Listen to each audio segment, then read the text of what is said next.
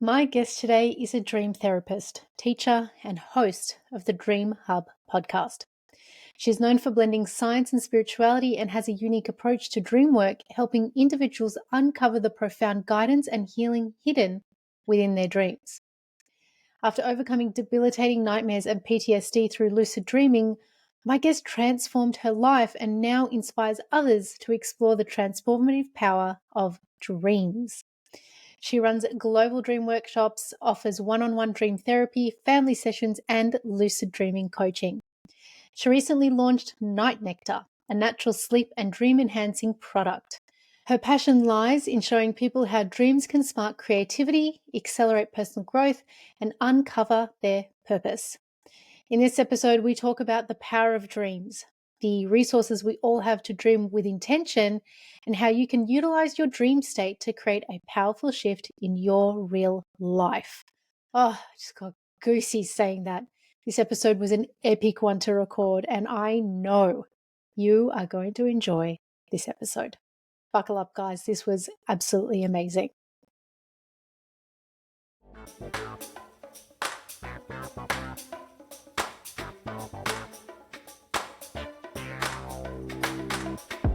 Hello, listeners. Thanks for joining another episode of the Skin I'm In podcast. I'm your host, Chanel, and this is a place where women can tune in to gain peace through clarity, purpose through inspiration, and the permission to be themselves through the stories of other women.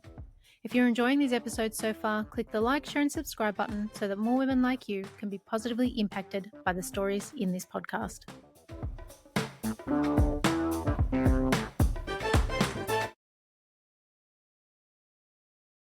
Welcome to the Skin I'm In podcast, Melissa. How are you? I'm fabulous. Thanks for having me. How are you? Oh, so good. Absolutely elated to be having this conversation. Ever since the first time we caught up, I was just like, holy moly, what you do must be so interesting. And so I guess the biggest question I have in my mind is, how did you get into this space? How did you get into working with people and their dreams? Yeah, it's an interesting one. So I had crazy nightmares and I started developing anxiety because of it. And it was like anxiety before bedtime because I was like, oh no, what am I going to get given? But also, that feeling after you've had a nightmare and you just can't shake it off the next day. And so, I suffered a lot through that. So I couldn't deal with it anymore. And I started researching how to overcome nightmares. And I learned about lucid dreaming and I learned about dream interpretation. And wow, it changed my life so much because I realized that the nightmares weren't just haunting me. Like I was thinking, like, what has my mind got out for me? Like, why doesn't it like me? And when I realized that nightmares do like you, they actually love you and they're trying to help you, I shifted. My dream shifted, my life shifted. I started paying attention to what they were telling me and applying it in my life. And I thought, why doesn't everybody know about this? Like everybody needs to know about this. So yeah, I started studying and began teaching and got my diploma as a dream therapist and started my podcast and just posting stuff on Instagram all the time. I felt like I had to tell people about this because I knew how much it helped me. And the more that word got out, the more people were having the same outcomes as I was, like the dreams changing from being scary or just feeling random and not knowing what they were to having that connection and having that guidance and having your life change when you follow the guidance from your dreams. Did the nightmares come from something in real life, or are nightmares just our subconscious being afraid of something? Or can it be both? It can be both. And it's not that our subconscious is afraid of something. So what a nightmare is it's that there's a message that your subconscious is trying to get you to listen to. And it will come through in subtle ways. Like you might have like an intuitive drop during the day. You might have a feeling about something.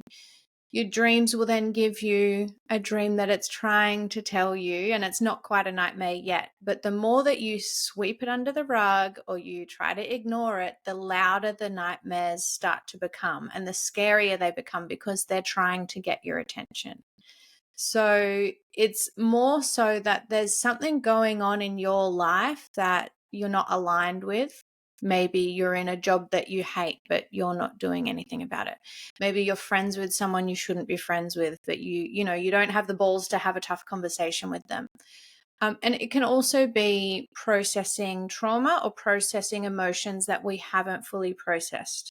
So when you try to suppress your emotions and you don't want to deal with it, they store in our body and create disease.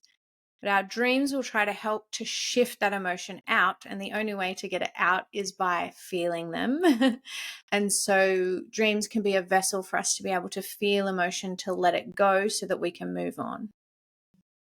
I had never considered that our emotions, like the stuff that we're dealing with in terms of trauma that can be stored in the body, would also manifest as dreams. And then that's just another healing modality that I had not considered. Oh my goodness. This is like epic ding, ding, dings in my brain. Okay. So if I'm experiencing, or if I've had some life trauma, let's say, for instance, I'm grieving and I believe I've moved on from that grief. I suppress the rest of the feelings. Is there a specific way that that grieving manifests in dreams, or is it different from everybody? Or are there like specific pictures that people see? No, it's different for everybody. And the ways that they can come through is either, it depends on the type of grief, but let's say sometimes your dreams could bring in the person that you've lost for you to have an experience with because you miss them, and that's healing. Like, I'll give the shortest example. One night I was very sick. I had food poisoning.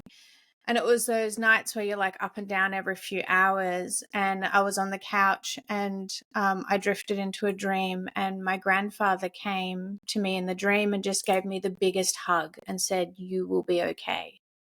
And that was it. That was the dream. And it was like, when you're sick and you just like need comfort, and it's someone that, has passed away and I love and miss him very much. And from that dream, I wasn't sick again after that. So they do come to heal you in that way. And, sometimes with grief, we intellectually think that we're over it because we've been able to radically accept what's happened, but our hearts might not be over it. And so our dreams can come in and they replay things for you, but often they'll give you a different perspective. So sometimes, if say it's a bad breakup, you have your mind made up on what happened in that breakup, but your dreams can come and show you things that maybe you hadn't considered before, because we're constantly scanning. Millions and trillions of things are going on every day, but we can only really remember consciously about 10% of that. So when we go to sleep, our dreams pull up all these other things that we thought we'd forgotten about to show you, so that you can have more of like a holistic view of what actually happened in your day. Okay. And so, what if you dream about things that feel really real in the dream, but they've never actually happened, or it's a person that you see and you're like, I know this person, but you don't actually know this person in this lifetime? Is there a past life connection? Oh yeah, yeah. There are past life connections in dreams. We do remember things, and it's a very spiritual link. So like, your dreams are kind of the bridge between you and the spiritual world, and they are a place where you can communicate with people who have passed away, like a medium does. Every one of us can do that, and we can remember things from our past as well. Sometimes as well, though, if you're seeing a character in your dream that you feel like you know them, but you don't recognize their face and you don't have any memory of them, they can also be an aspect of yourself. So, within our psyche, we have like, anxiety over here, or my inner child, or, animus, like our masculine, feminine, all of these aspects of us can show up within our dreams as dream characters so that you can interact with them and have a conversation, or they can give you some wisdom or some guidance or something like that. Is astral projection the same thing as going somewhere in your dreams, or is that completely different? It is different, but it does depend on what you believe, and it's a very big gray area at the moment of what people think it is. What I believe that astral projection is it's like an out-of-body experience. However, it can cross over with lucid dreaming. So sometimes you can be in a lucid dream and then have like an astral projection experience where it's not actually the astral projection, it's what you think an astral projection experience would be like. But there are some amazing teachers like Jade Shaw, and she teaches you how to come out of your body while you're in an awake state. And that is like astral projection, where there's like if you think of it, it's like your soul or your spirit can lift out of you and you can view what's going on around you, and sort of like remote viewing. You can go into another room and see what's going on in there, or you can take off and fly up into the solar system. It's up to you of what you want to do and what you believe you can do. But it is all tied in with dreams and consciousness and what our mind is actually has the ability to do. It's not just, oh, we go to sleep and our minds shut off. It's the opposite. And so, what then is lucid dreaming? So lucid dreaming is when you're in a dream and then you realize that you're in a dream. And there's different levels of it. So you could be in a dream and just think, oh, something weird is going on. And you kind of have like a fuzzy feeling, but you can't do anything. You're still just observing what's going on. And then there's a level of lucidity where you become fully aware within the dream that you're in a dream. So you can feel, taste, touch, everything. All of your senses come alive, and you can look around you and decide what you want to do. And a lot of people use this for flying, having sex, like all of the fun things. But I love to use lucid dreaming as a form of healing or transpersonal psychology, where I can ask the characters a specific question of something I want to know, or I can speak out to the dream and ask it a question. Like what you can do within a lucid dream is limitless. And the level of healing that you can receive it's kind of, I think it's deeper than hypnosis, but it's similar to hypnosis. So, you're dealing with the subconscious, you're going in deep. You can have these profound experiences where it's not like a psychologist is just telling you something and you're understanding it intellectually. You're feeling that experience. Therefore, you remember it so much more. It's stored in you as if it was real. Because I think it is real. It is something that we can go through, and it's phenomenal, like absolutely phenomenal. And I think that a lot of people think it's harder than it really is, and it can just be learning about it and reading about it, and it will spontaneously happen to you. And yeah, if you haven't had a lucid dream, please, please, I want to help you, because it's like we have our life, and then when you're in a lucid dream, it feels just as real. And it's a great way to deal with nightmares. That's how I started, was when I'd feel scared or something, I'd check, like, am I in a dream? And I would be. And I'd be able to show the dream character love, or ask, like, why are you trying to attack me? Or I could just leave the situation and ask the dream to give me a good experience, and I would get it. So then instead of waking up feeling shook with anxiety, I wake up feeling empowered and like, oh my gosh, I just went on this epic adventure. So, then I have a question as an example. I once had a dream that I felt was real. So now I'm wondering, maybe it's a lucid dream. I came up in this most beautiful crystal blue body of water into this dark rainforest looking place. And there was this little girl sitting on a bench. And I'm like, oh, wow, this place is so magical. And she says to me, you can't stay here, you know. And I was like, God damn. And then the next thing I remember is I was being sucked back out into deep into the water. And then I woke up. And ever since that dream, I'm like, I want to go back. So you telling me that I can go back to this pond and talk to this girl and ask her who she Yeah. is? Yes, you can.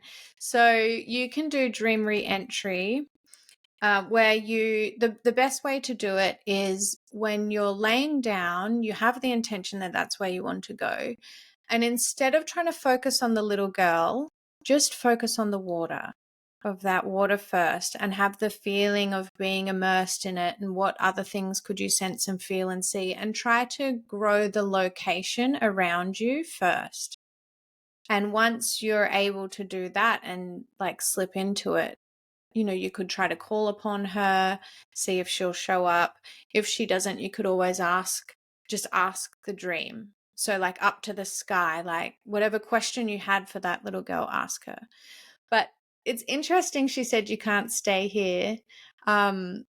What we find is that some dream characters freak out when you do become lucid, or they try to kick you out of the dream. And it's like, it's a very common thing that happens.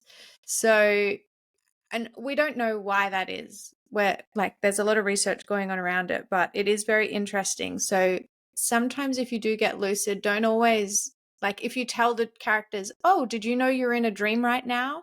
They'll like start screaming and freak out and run around, or they'll tell you, no, you're in my dream. And there's like all this really confusing stuff goes on. But we do have within us, like this location that you're explaining with this little girl, it sounds like it was a place of healing for you. Yeah. So within us, we do have these beautiful places of healing that we can go to anytime we like.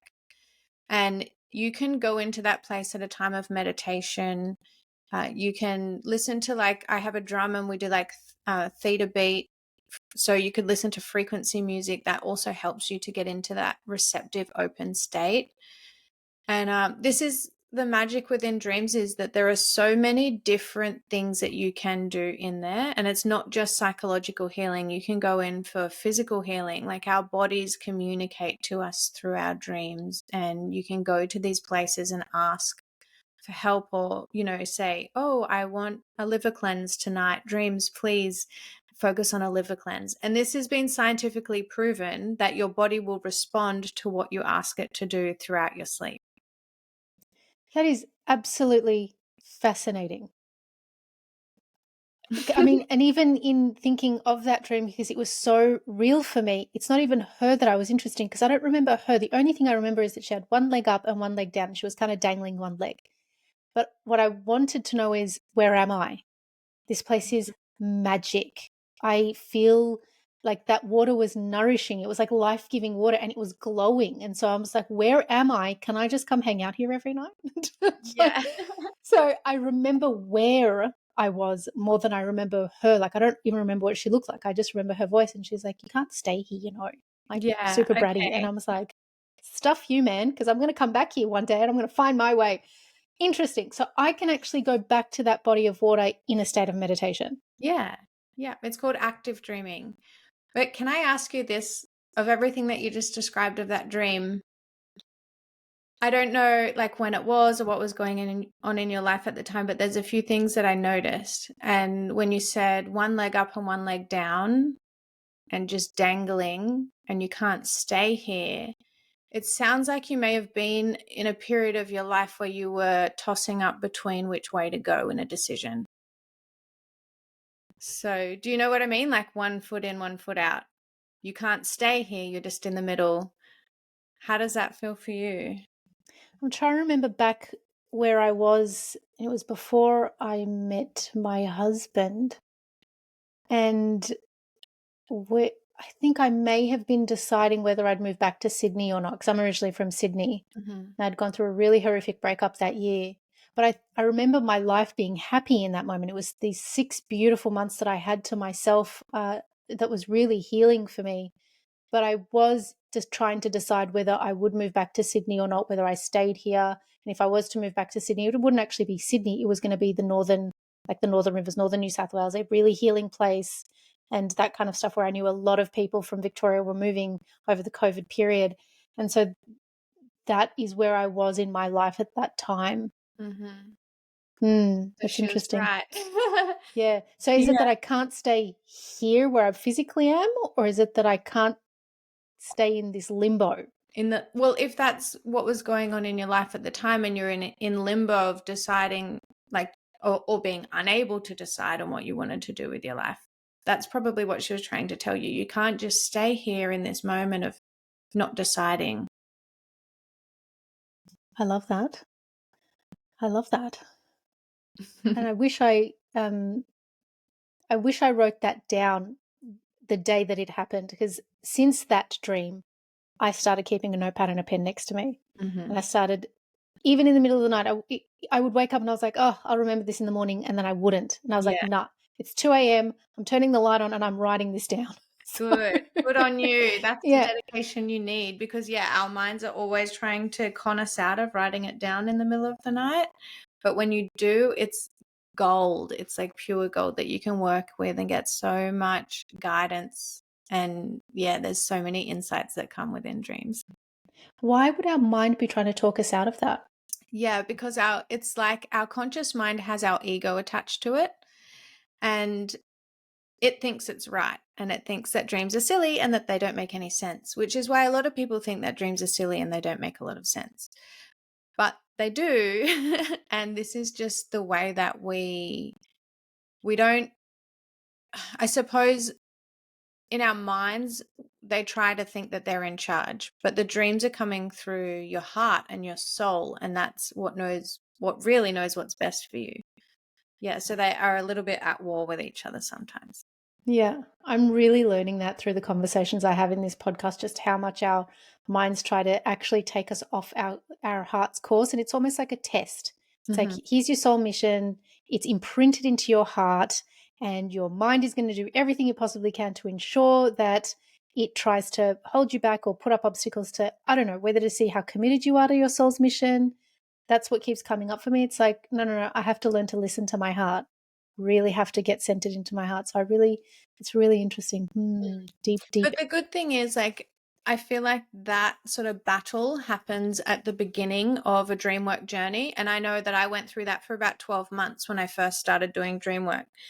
But it's not until you sort of communicate with your dreams and honor them in ways that they feel very respected, that the battle goes away and your conscious mind gets on your side and starts helping you, because it can see the logic behind why you're doing what you're doing. So when I say honoring your dreams, what I mean is forcing yourself to write them down, looking at them the next day and deciphering them, and then choosing an action to take in your waking life to honor that dream. Right? And then you'll start seeing synchronicities start happening in your day. You'll start getting more intuitive hits. The universe will start laying out little gifts for you, and it feels like then you're living in true alignment. Because I know a lot of people want to live in alignment, but then they're not sure really what they're aligned with, or they're just going off like a list of values that they've learnt about. But for me to live in true alignment is to live using my dreams as a guide, and the way that the world opens up, and just, it becomes a very fruitful life, and your conscious mind goes, oh wow, this works. Okay, I'll stop arguing with you. You write your dreams down, girl. So it surrenders then eventually. Yeah. Okay. Yeah. All right. So then what about the people who are having nightmares? So I anticipate you get a lot of people who come to you because they're experiencing nightmares. Who are those people? Are they mainly children? Are they adults? Are children more, in tune with their dreams? Like, who are the people that are coming to you, and what are the type of things that you're mainly working with? Everyone comes to me, and I do offer family sessions where you can do it as a group. Children often have nightmares as a developmental thing. So the nightmares are actually good for them. They're helping them. And they're usually around times when kids are learning independence. They might have dreams that their parents have died. It can be dreams if they're having like social struggles at school or something like that. The dreams are trying to guide them in what's best for them. So I don't go too deep into interpretation with younger children, but I'd like to teach them that dreams are there to help us. They are our friend, and they are trying to teach us to be brave, right? They're trying to teach us to be able to face our problems and to problem solve and think outside the box. And they help us to consolidate what we've learnt that day so that we can remember it. The nightmares with adults I usually find are trauma-based.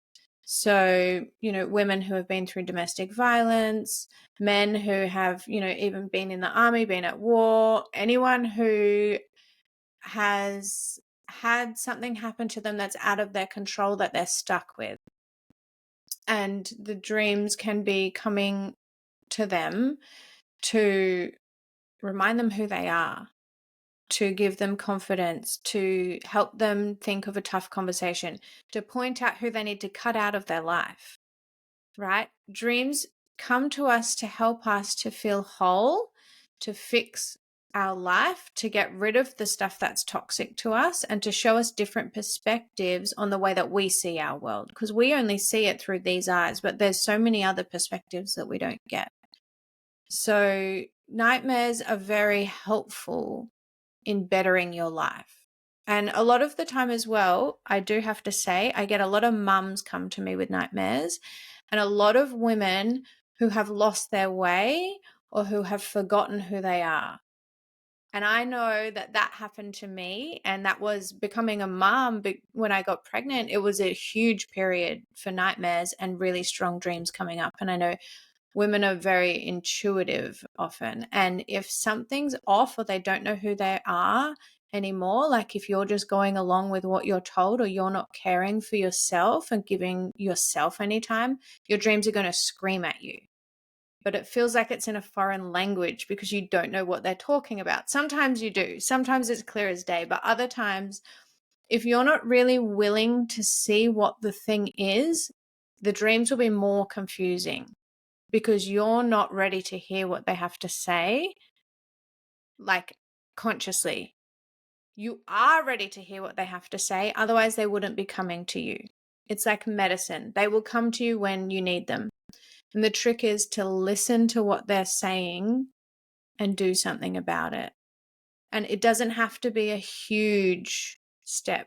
Like if you know your mum's toxic and you're dreaming about that, and something is reminding you of her and you know that the dream is about her, I'm not saying cut her off tomorrow, right? But what I'm saying is listen to what the dream's trying to tell you, and perhaps it's about just setting some boundaries, or perhaps it's about removing something in the house that's reminding you of her. Like it can be a tiny little step, but when you start doing those few things, you're letting your subconscious know that you're listening and that you're willing to take on its advice.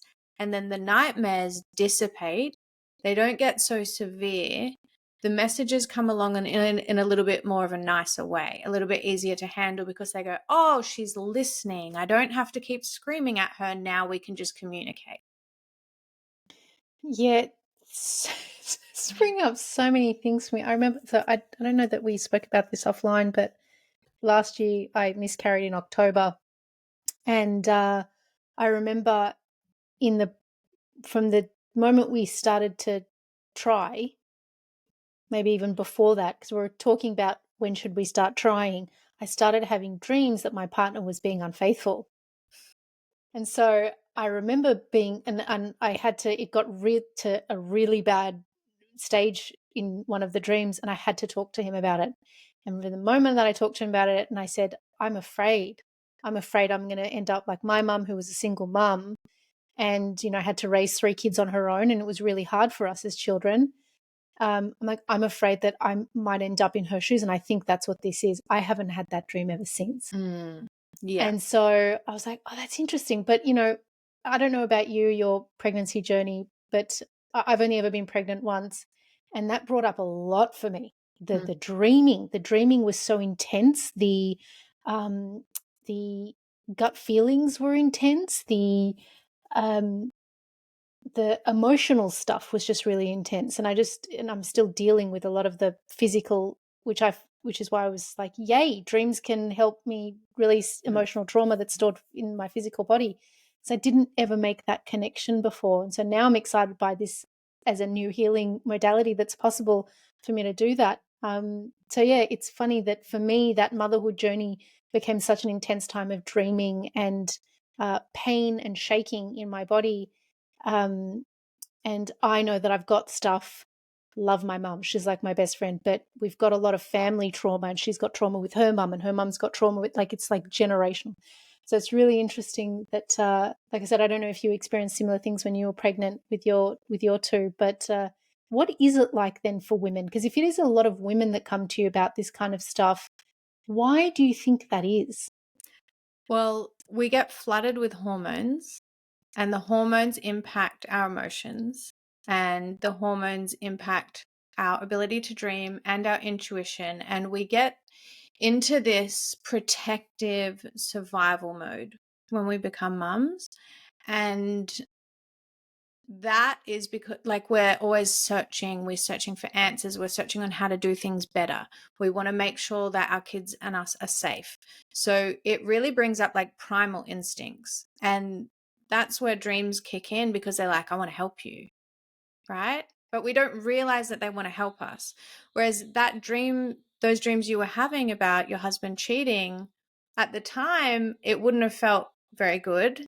You wouldn't have thought that they're trying to help you, or are they just going to cause a trouble in your relationship, when that's not really what's happening. And I see that often with cheating dreams. It's a huge thing. There are so many different reasons that we have dreams of people cheating, and especially when you get pregnant, it can also be because there's going to be a new love coming into his life. That is interesting. Okay. Yeah. Yeah. Talk Yeah. to me more about that. So you won't be the only focus anymore. He will have, his heart will need to be split between you and someone else. So it can bring up cheating dreams, because that you're used to being the only one, and now all of a sudden he Right. loves someone else other than you.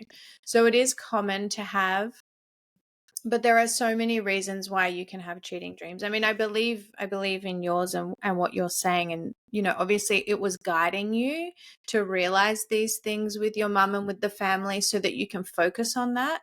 And I don't know if you've thought of this, and I'm not saying that it is, but sometimes it can be that we need to be able to clear that stuff before the baby is ready to come into the world. So, as annoying as that dream would have been at the time, this may be the catalyst for your healing, to help you to have the baby come in when you're ready and when it's ready to arrive. So, yeah. When I think of what you just said, it didn't impact me negatively in any way. I just remember thinking during those dreams, I feel like there's something I'm missing. And so when I miscarried, and I never took it out on my husband either. I just didn't tell him about it. I was like, this is weird. I know my husband would never do that. Like, in my heart, I know. Like, I know. I didn't look at him like, what are you up to? I'm seeing the future. It was just like, no, there's something I've got to look at, and I don't know what it is. And so when I did fall pregnant, I couldn't talk to my mum for a month, because it brought up a lot of stuff. Like, that pregnancy and the miscarriage brought up a lot of mum stuff for me. And I was like, oh, I've got to do some serious healing before I try to fall pregnant again. And so I was, in a way, relieved when, the lady at the ultrasound place said to me, oh, actually, there's nothing in the gestational sac. I was like, what do you mean there's no baby in there? So there was a sac. There was just no baby in there. And I was relieved, and I thought, oh, how awful that I feel relieved that there's no baby in there. But now I realize, because I've been, really deeply reflecting on that, there's a mother wound that was not present to me, the level of it. And so I've been working with that very deeply for the last few months. And I, there's something really profound in what you're saying, that female perspective where, yes, we are more intuitive. We listen to these things. We are flooded with hormones.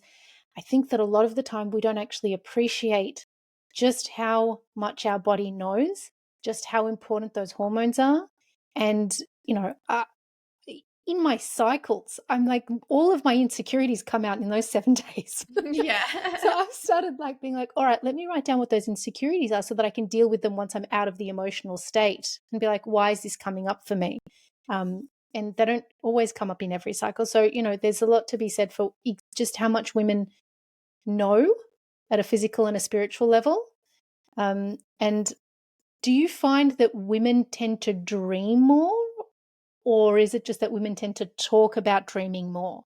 Do men experience the same level of dreaming? It's both. Women do, and they do talk about it more, and that could be why they dream more. Because the more we talk about dreams, the more we listen, and the more we pay attention, the more we read about them, the more we're going to dream. It's something that you can teach yourself to do. You don't just get what dreams you're given. You can, like going to the gym and you build muscles, you can build more dreams. And I went from having like 1 to 3 a week to having like 1 or 2 every night. And it's how much attention you give to them and how much you believe that they can help, then they'll start to come through more and more.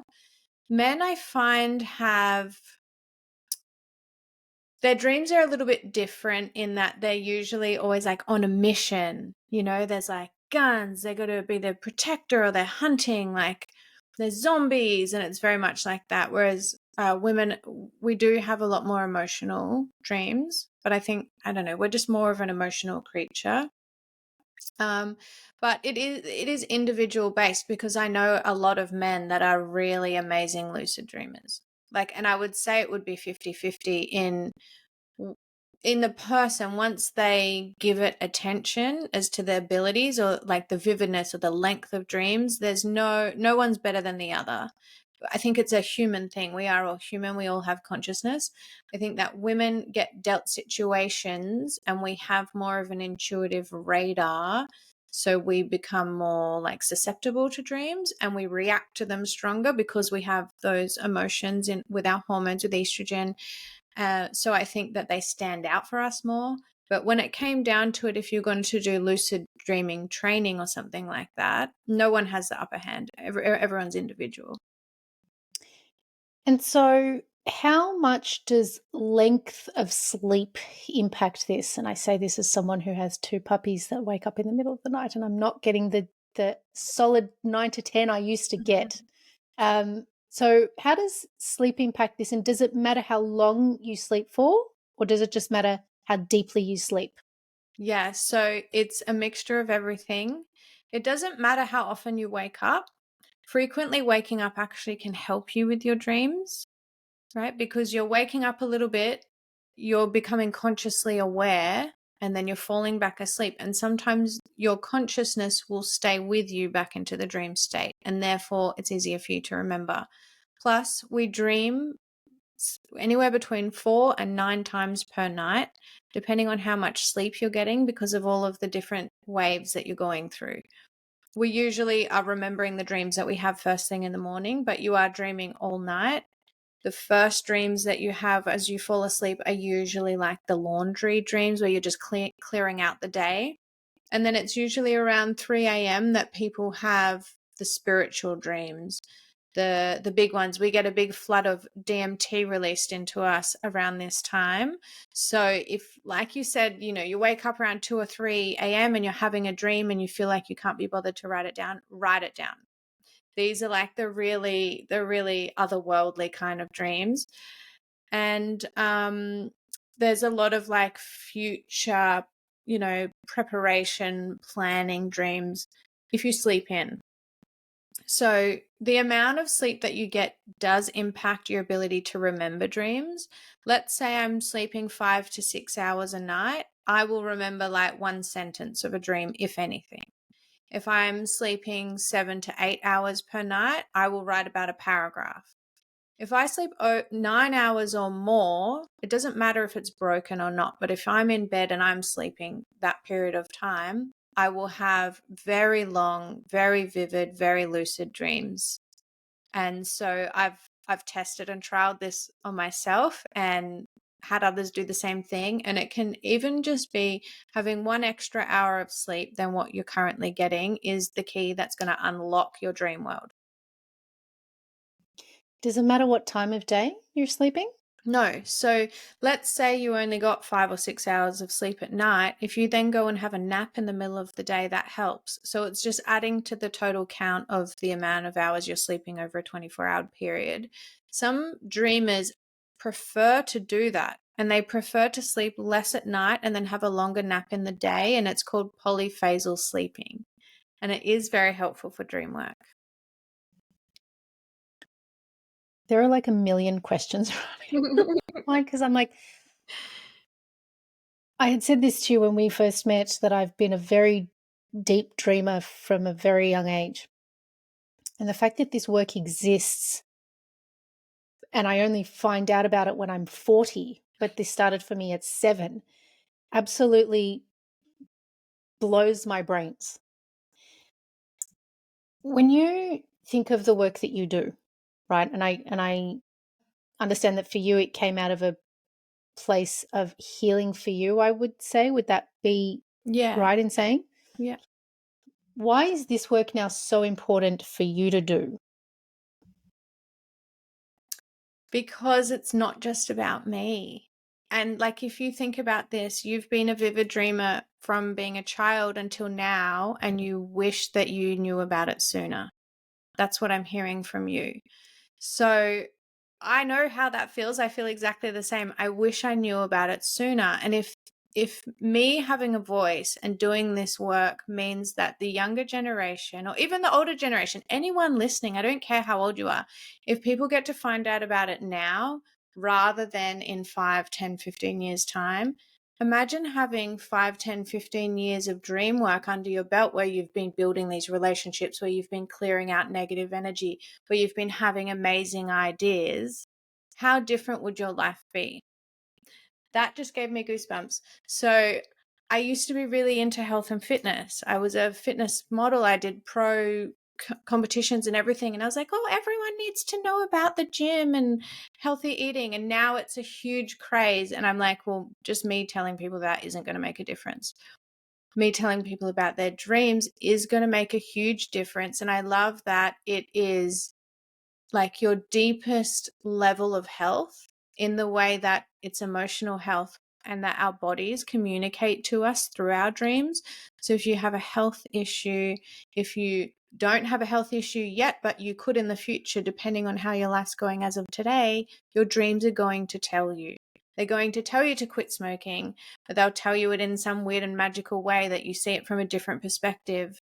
That just hits like hypnotherapy. It gets you to your core, and it's just so life-changing. And yeah, that's why I do what I do. It's not for me, it's for knowing the depths of how much this helps other people. And I see that through my clients and at the workshops, and people crying tears of joy and being like, I found myself.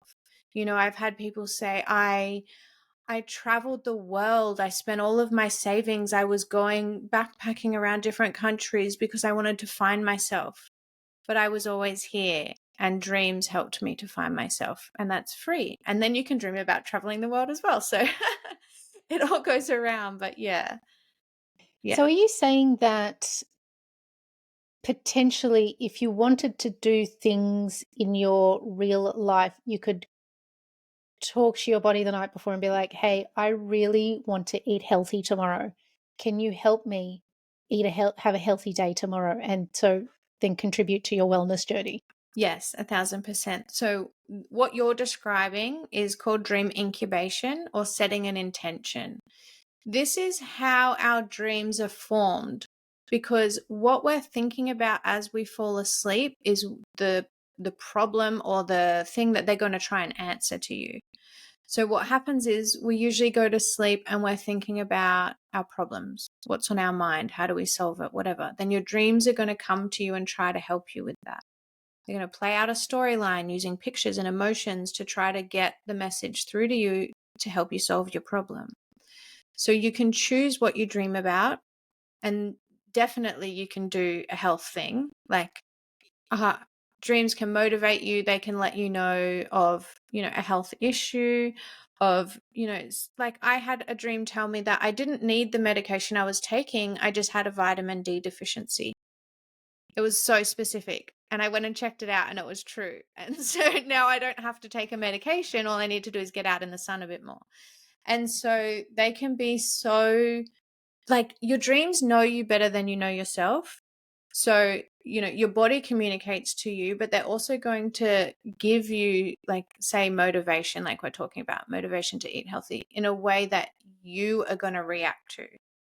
Someone else may not react the same way, but your dreams are going to feed it to you in a way that you are going to listen. That's going to feel personal. That's going to hit a nerve so that you take action. If you ask them to, tell them as you're falling asleep, I want to hear what you have to say. Like, I want to eat healthy. I'm sick of eating junk food. Please help me. How can I get rid of this addiction?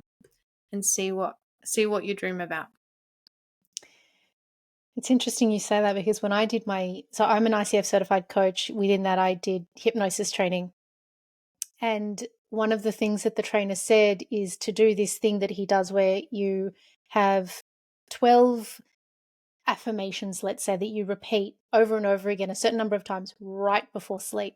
Mm-hmm. And so as you're saying that, I was like, okay, so if I think of hypnosis, you are getting into it, your brain is getting into a state where it is kind of like you're awake, but you're not. It's like that subconscious part of your brain that then can start talking. And so this sounds to me so much like that they are intertwined in a way, and yet we actually have the ability to do this for ourselves. Mm-hmm. Yep. This is nuts. Like, now See, again, I'm like, everyone needs to know this. it. Yeah. I'm like, tell me more. So if someone was interested in getting into this work, is it something that everybody can do? Is it just a matter of learning? Because I just feel like there needs to be more people in the world doing this, more people in the world talking about this. So is it something that everyone has the ability to do? Is it like any other training?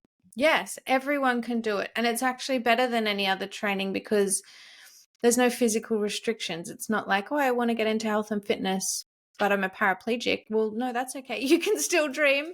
And everybody dreams. And if there are the smallest percentage of people who don't dream, and it's very rare, it's like a 1 or 2%, and that's an issue with their brain. It's something that we've all been given at birth. We have the right to, and everyone can learn how to do this. And that's what I do. That's what I try to teach people. I have a podcast where I spread the word, and you can listen along. It's called the DreamHub podcast if you want to know more about dreams. I've just recorded a documentary and a TV show that come out in the next few months because I just want to spread the word and teach everybody how to do this themselves. And then, yeah, there's one-on-one coaching as well. But yeah, it's something we can all do. It's something that we were given for a reason. And I deal with scientific researchers through the International Association for the Study of Dreams. And what they've announced is that dreams are the function that our body gives us to heal our mental health. My body is covered in goosies. Like,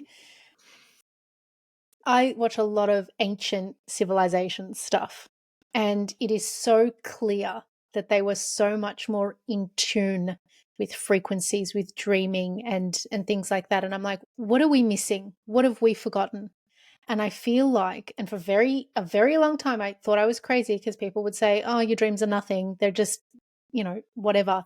I'm like, no, I feel like there's something in my dreams. And so to hear you say these things and talk about your work and the fact that you've, done a documentary and all these kinds of things, I'm like, oh my God, we actually have the power to reconnect to something that I feel like, have lost from our ancient ancestors, not even our ancestors, our ancient ancestors, that it was a gift that they had, a power that they had, and somehow all of that just got wiped out from our brains.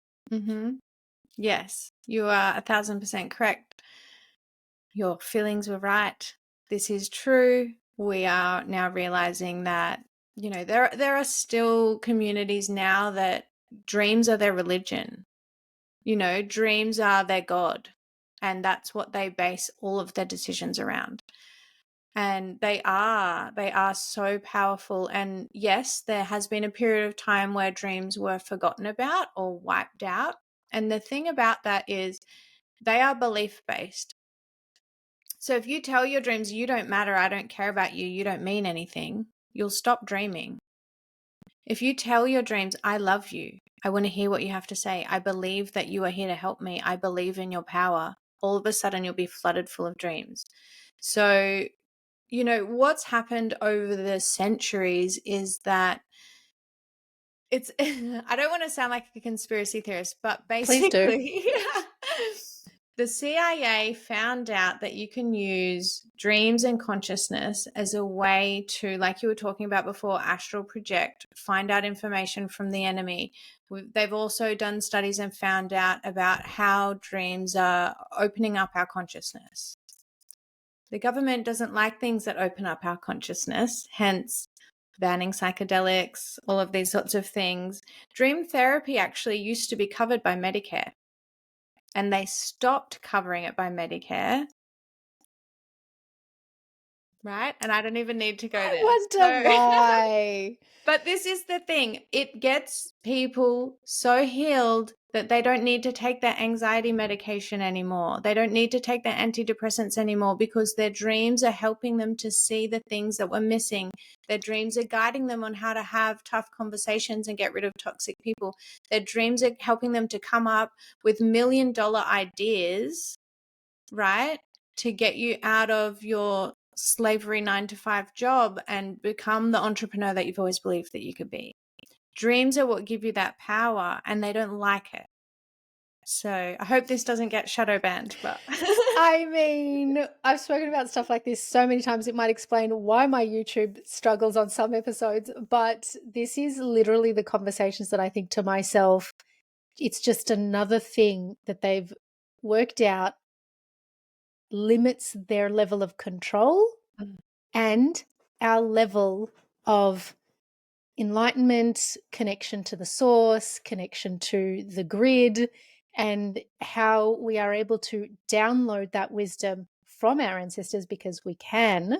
yes. And what better way to limit that than to, fluoridate our brains and toxic metals and all the other things. So this is when you said you don't want to go down that conspiracy. I'm like, do it, because this is what I feel like. Melissa, I don't know if this has come up for you in the last few years.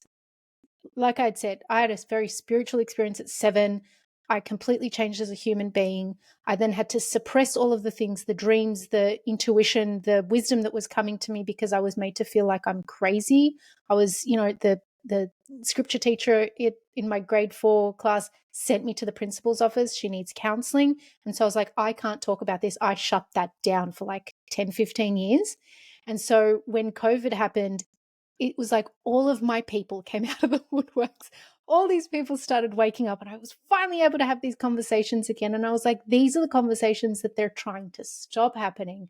And regardless of shadow banning, whatever, someone will find the episode, someone will listen, someone's searching for this kind of information. And Jesus, my God, when I say to you, it's been decades that I've been sitting here with all of these things within and saying, surely someone can tell me that what I'm experiencing is a profound experience from ancient wisdom that I know I'm getting, because I knew. How do I know as a 7-year-old that that's ancient wisdom? Yeah. I used to sit under a tree and I would hold the tree. It's this pine tree because I had no friends as a kid, and I would hold this tree and I would just spend hours under this tree. I'm like, because the tree's giving me wisdom, and everyone thought I was crazy. So you can go down all those rabbit holes with me, and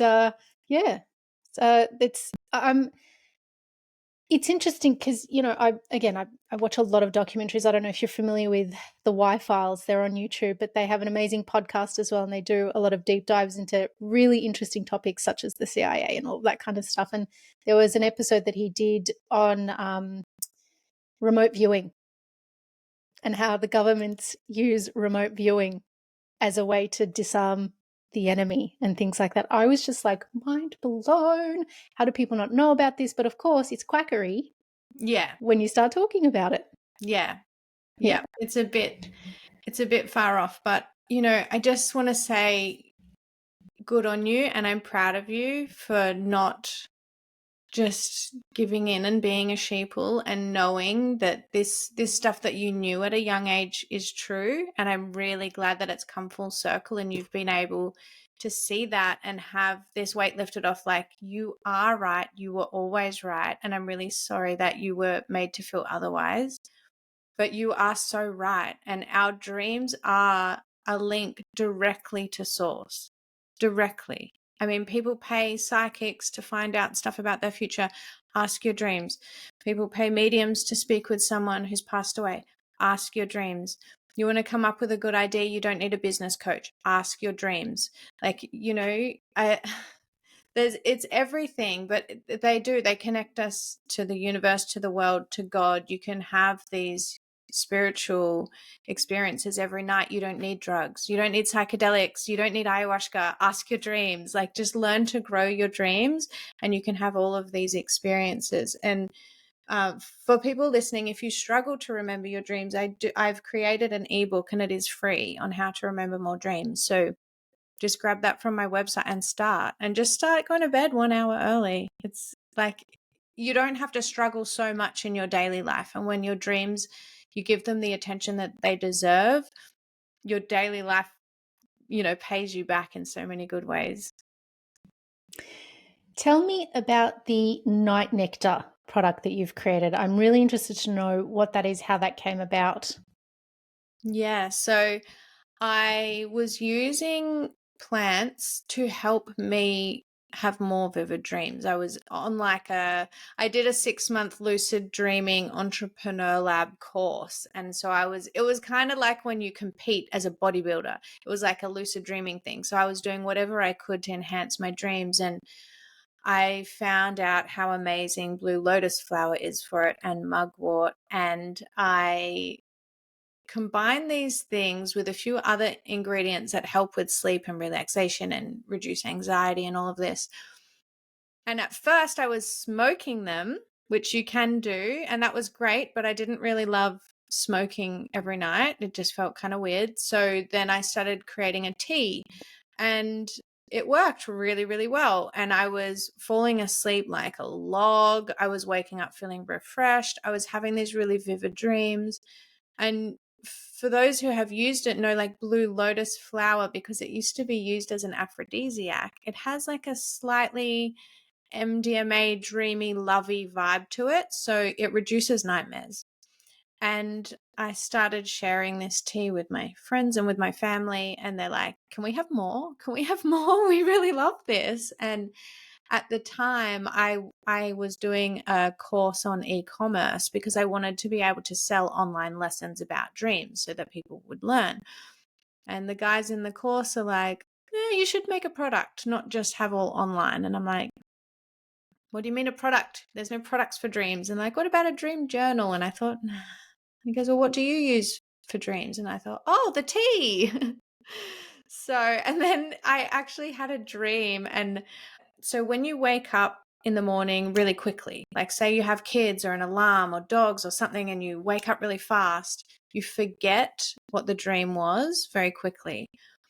And so I started doing this thing where when I hear my daughter's bedroom door open, it makes like a click noise.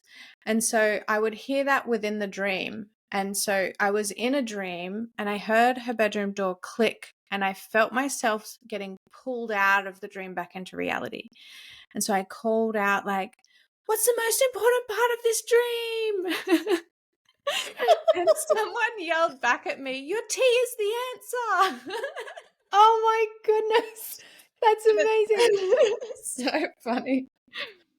So yeah, I listened to my dreams and I turned that into a product, and it's doing very, very well. Like today, as of today, it's being sold through a sleep specialist, Sleepwell. Shout out to Sleepwell. They are at the Mind Body Soul Expo in Brisbane, I think it is, and they're selling it there for me. Chempro chemists have just started to put in an order and are about to stock it. So it's coming to a store near you soon. There is a website, nightnectar.au. And yeah, it's like a sleepy tea, but not like the ones that you would usually get at Coles and Woolies. It's a lot more potent. So people are using it instead of their regular chemical sleep aids like sleeping tablets, Valium, things like that. So it's a healthy organic alternative that doesn't give you nasty side effects and you wake up feeling energized. So it's just another one of those things that I'm like, everyone needs to know about this. Tell me, Melissa, could it be the same blue lotuses that are all over the ancient Egyptian hieroglyphs that we see today? Yes. Yes. And Isn't that interesting? ancient Egypt is kind of like the base camp of dreams. They were very, very into their dreams. And it's so funny. When I was 18, I got a tattoo of the Egyptian eye, and I didn't know what it meant. I just thought it looked cool. And then when I found out it was all about dreaming, I did a past life regression, and I used to be a dream oracle in Egypt for a king or pharaoh or whatever. And it all just aligned. And I was like, oh, wow. So, yeah, you are correct. I literally just got washed over with WTF dream oracle for a king in Egypt. I've actually got a QHHT session coming up in May, and I'm like anticipating it like you wouldn't believe. I cannot wait. And my husband's like, don't set your expectations too high, because if you do, then you can't get into a hypnotic state. I'm like, shush you. Don't ruin my experience. I'm excited. Let it go. Shh. Don't put that into my space. And he's like, okay. I was just like, so I cannot wait to, experience the same things. Was there anything else that you found out about a past life in that experience? Yeah, so I went into 5 different past lives.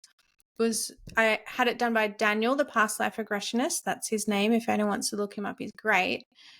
And the Egyptian dream one was the very last one, so I was quite surprised. And I think, I don't know, it was just interesting because he got me into that state so quickly. And the overarching theme, you know how there's like a repetitive theme and it's like keeps coming through into your life, into all of your lives, that keeps coming through. For me was that I was not fully feeling my emotions, or I was feeling them, but then I would cut them off. So I'd go through something where like I was an old man and my wife died, and I was standing at the edge of the beach, and I was really upset because I used to sit with her on the beach every day and she wasn't there, and I felt lonely and I couldn't put my foot on the sand. And I just cut it off and went home and read the newspaper. And in another past life, I was a mum, my baby had died, it was gone. I went into the room like out of habit to check if the baby was okay, and then it wasn't there, and then I remembered, oh, that's right, my baby died. And I started to cry, and then I was just like, oh, well, it's happened, and like sucked it up and walked back out of the room. And in like every single dream, I was doing things like this. And at the end, he was even like asking me questions. I was getting a bit emotional, and then I did the same thing. I just sucked it up and was like, it's all good. And it's like, okay, that's my lesson. That's my lesson. And I've noticed, and the way that it's helped me is that I used to try and suppress emotions as well, and they come in through dreams. And so I'm since learning about all of that, I have been forcing myself to just give my emotions space and time to be felt. But what I realized was it's not just the negative emotions, and it's the positive ones too. And so I would feel positive and be really happy and blah, blah, blah, blah, blah. But then I've got to go and do something, and I'll just cut it off. And I'm not letting those feelings linger throughout the day, even the good ones. So yeah, that's what I got out of it, and that's what I'm going through. But the Egyptian one was very interesting because I was a dream oracle, which means that you dream on behalf of other people.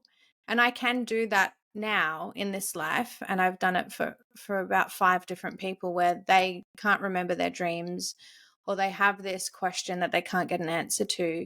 So I will go to bed and set my intentions and dream on behalf of them. And I will have a dream and then explain it the next day. And it always works out to be something incredible that they love.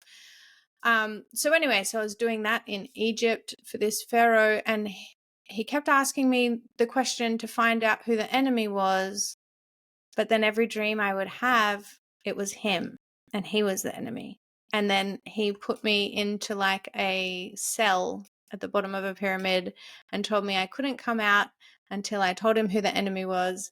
And my problem was I could either, like every dream I had was saying he's the enemy.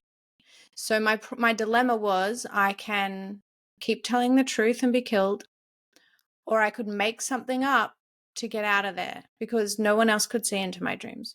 And I chose to stick with the truth, and I died in a cell because I was not going to lie.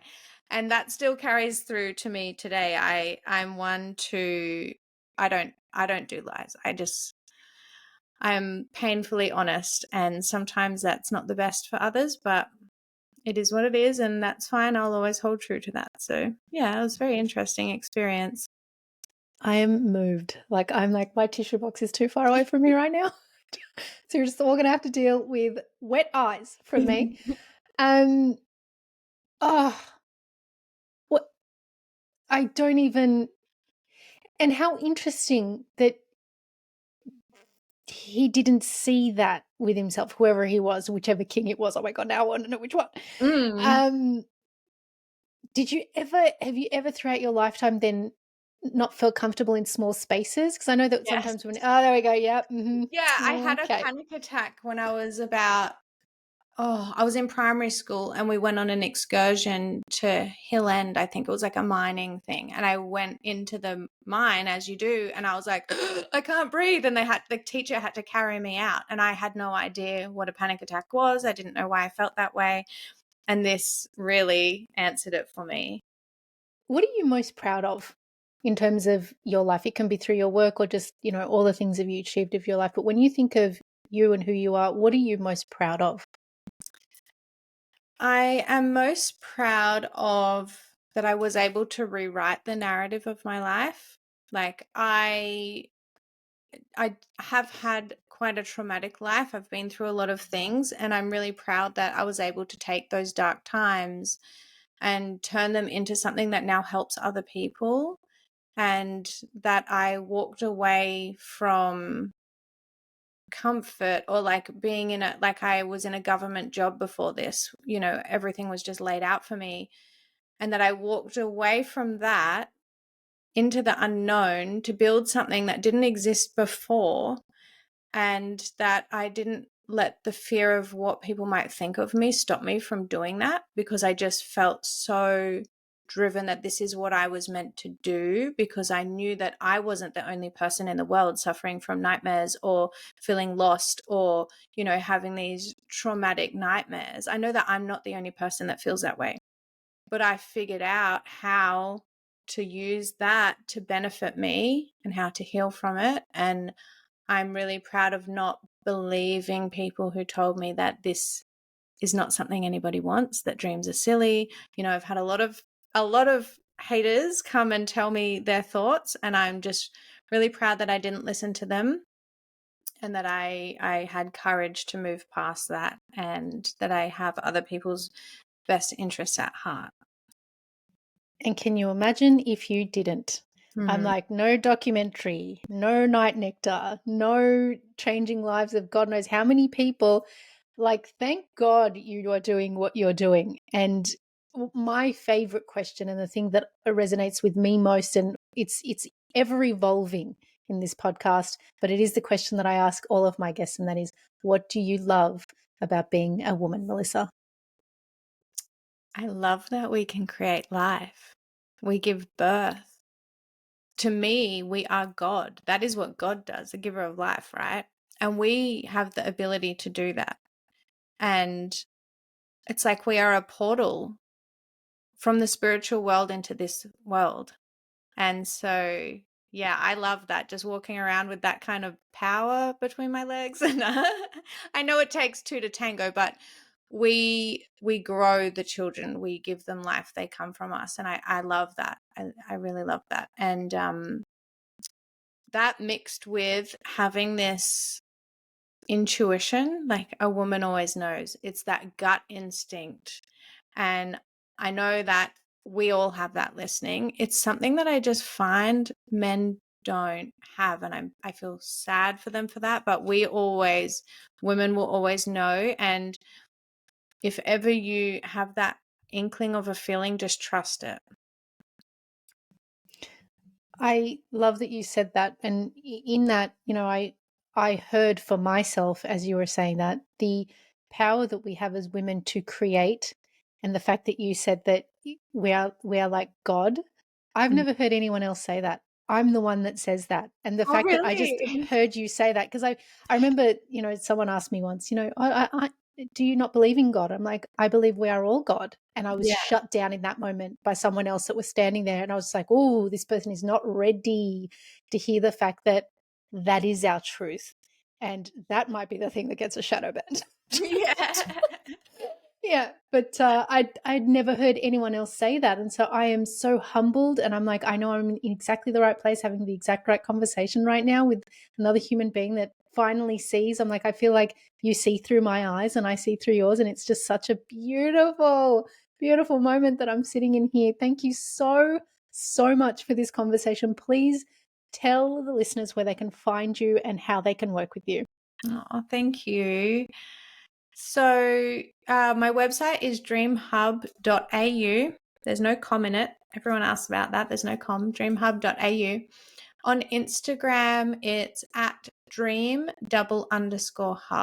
And I do post, I try to post a fair bit on there. So you may get in a scroll hole if you're someone who loves dreams. So hopefully that helps. And like I said before, Night Nectar is nightnectar.au.